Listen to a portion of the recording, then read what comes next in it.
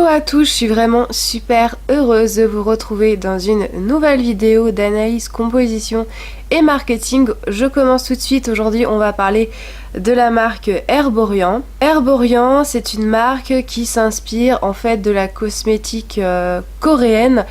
Et d'ailleurs cette vidéo m'a été inspirée par l'une de mes abonnées. Si tu te reconnais, n'hésite pas à me laisser un petit message, qui m'a demandé d'analyser des produits type cosmétique coréen, type un peu masque en tissu, un petit peu les produits de cosmétique coréens qui sont de plus en plus à la mode. Vous connaissez les masques Sephora, tout ça. Alors les masques Sephora, je pense que j'en ferai une vidéo spéciale d'analyse composition. Aujourd'hui on va parler de la marque Herborian et plus spécifiquement de leur bébé crème parce que c'est le produit le plus connu chez eux, c'est le produit un petit peu où tout le monde mise pour avoir une peau parfaite. La composition est quand même assez longue.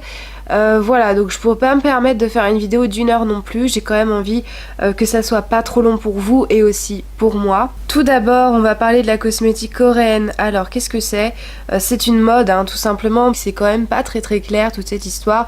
Il s'avère que ce qui est revenu très régulièrement, c'était que la cosmétique dite occidentale ou plus généralement qui vient des États-Unis, la cosmétique qu'on connaît tout simplement, est vraiment en train de subir une régression en Chine, en Corée et aussi au Japon.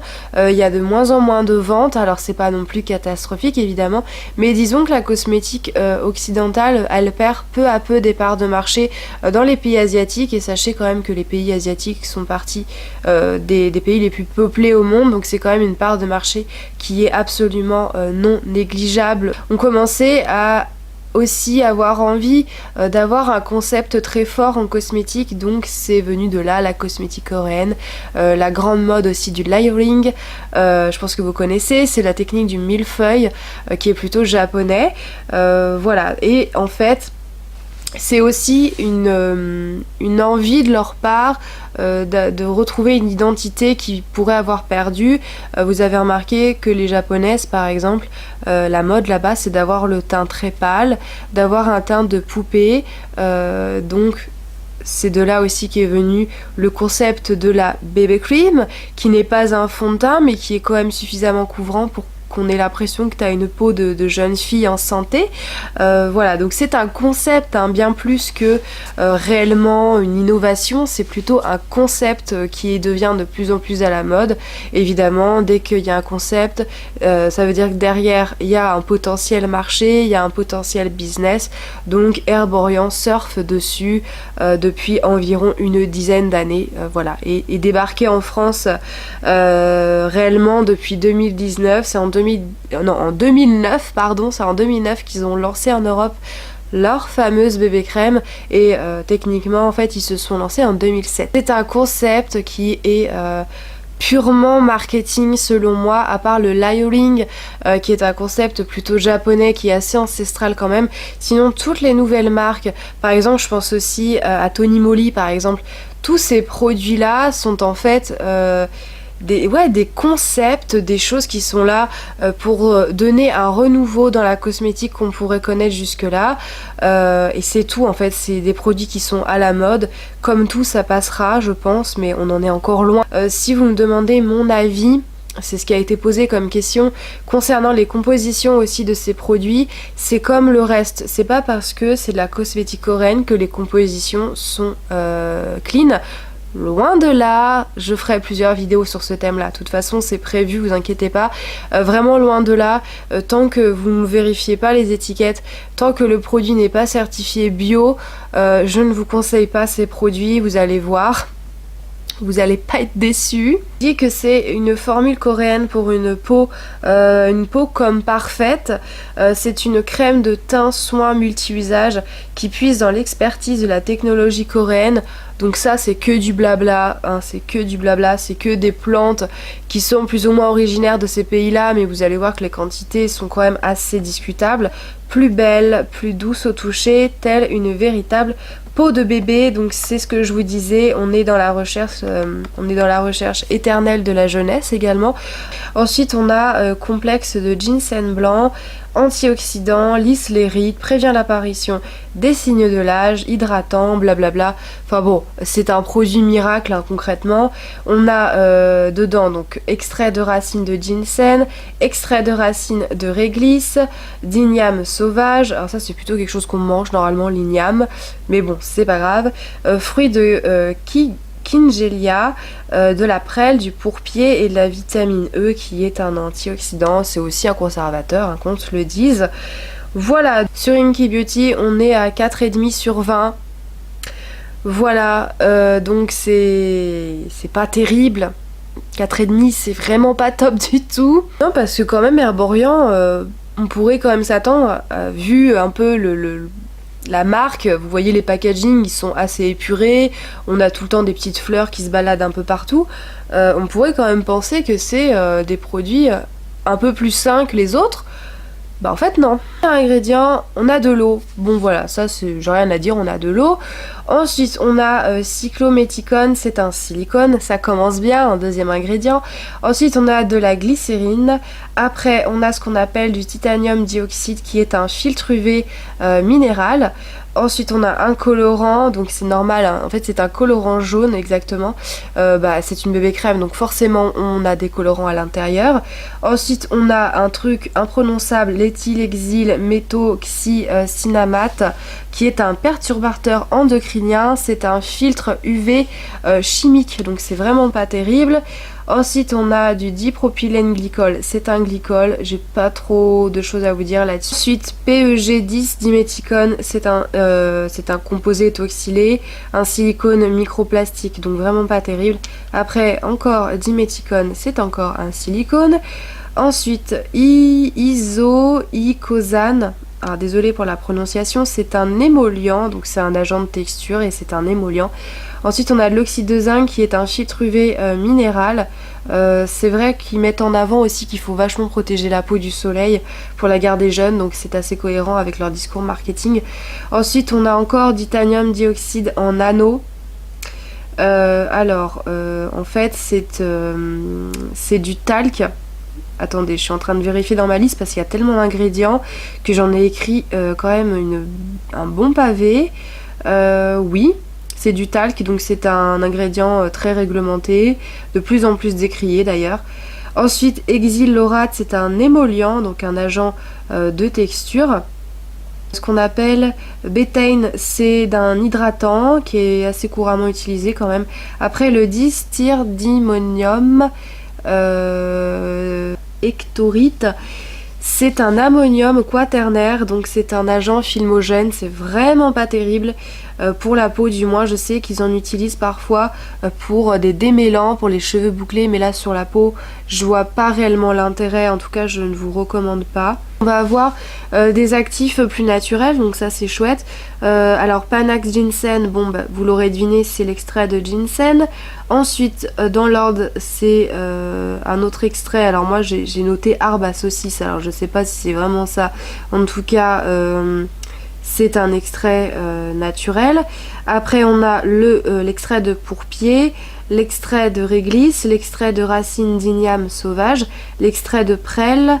Et après on a le glycosyl treols, si je le prononce bien, glycosyl trehalose pardon, qui est un agent filmogène, donc pareil qu'un silicone, c'est vraiment pas terrible du tout pour la peau.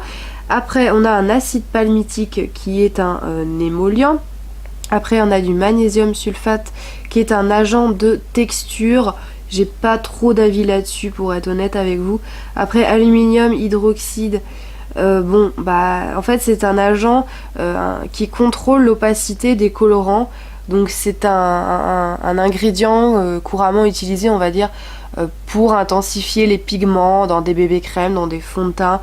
C'est pas terrible, mais bon, c'est pas non plus encore trop étudié, on va dire ça comme ça. Un peu déchanté, puisqu'une fois encore, on a diméthicone cross-polymère, acryladiméthicone copolymer. En fait, on a la suite de silicone microplastique. Alors c'est absolument incroyable. J'ai compté en fait, vous verrez à la fin qu'on a quand même beaucoup de silicone dans ce produit là. Moi je suis pas fan du tout. Bref, ensuite on a un hydrolat d'amidon, un hydrolysat d'amidon de maïs qui est un humectant. Donc un humectant, ça veut dire que ça retient l'eau pour éviter de dessécher votre peau, hein. Techniquement c'est utilisé pour ça. Ensuite on a de l'acide stéarique, aussi appelé le E570, qui est un épaississant ou utilisé aussi comme stabilisateur pour l'émulsion, pour éviter qu'elle se défasse, pour éviter que la texture change au bout d'un moment. Ensuite méthicone, bon bah c'est encore un silicone évidemment, on n'en avait pas encore assez. Ensuite on a du phénoxyéthanol, je vous apprends rien, c'est un composé toxylé, très polluant, bref, vraiment pas terrible. Ensuite on a du tocophéryl qui est un antioxydant. Après on a le triétoxycaprilizylane qui est un agent fixant. Après on a du parfum, de la glycérine, encore un glycol, l'exilcinamale qui est un allergène, et après on a, alors ça m'a beaucoup étonné, alpha isométhylionone qui est un allergène qui est utilisé comme conservateur et également comme parfum. Voilà, donc tout ce qui termine en ionone, je pense que vous connaissez le fameux, comment il s'appelle déjà, qui est très connu, le méthylisothiazolinone, il me semble que c'est comme ça, qui est un produit dont beaucoup de personnes sont vraiment extrêmement sensibles. Donc là, de retrouver une fraction de ça là, dans ce produit-là sur le visage, je trouve ça vraiment aberrant. Et après, on termine avec divers conservateurs.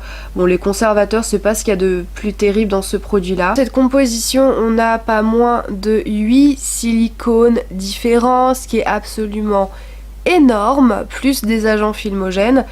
Alors conclusion, non, je vous recommande absolument pas ce problème. Ah, le lapsus révélateur. Je vous recommande pas du tout ce produit pour le visage. Il y a beaucoup trop de silicone, il y a beaucoup trop d'ingrédients problématiques selon moi. Les actifs sont en milieu de composition. Certains produits dans la gamme, enfin dans les produits herboriens ont des compositions quand même relativement mieux que ça, mais globalement leurs compositions elles sont pas faut pas s'attendre à du clean parce que vous allez mettre le prix, parce que je vous l'ai pas dit, mais en fait cette bébé crème c'est un produit qui coûte aux alentours d'une trentaine d'euros quand même.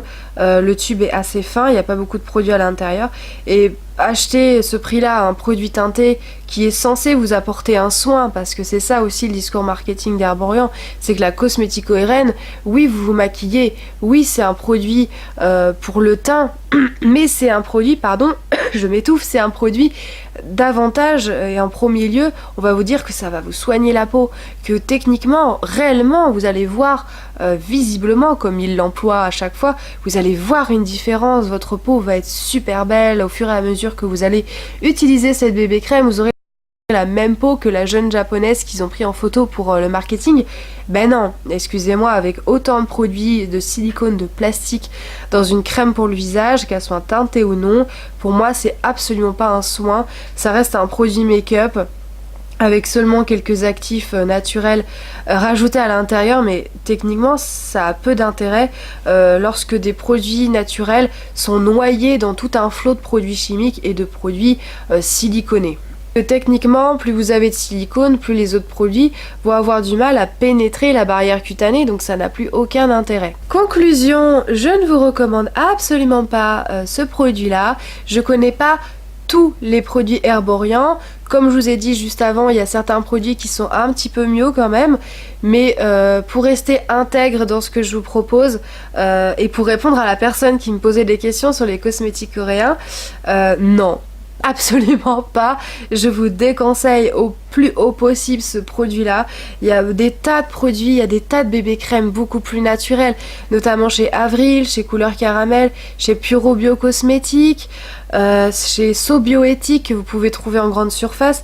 Et maintenant il y a des tas de produits beaucoup plus sains, beaucoup plus naturels et qui sont moins chers aussi que Herborian pour votre teint.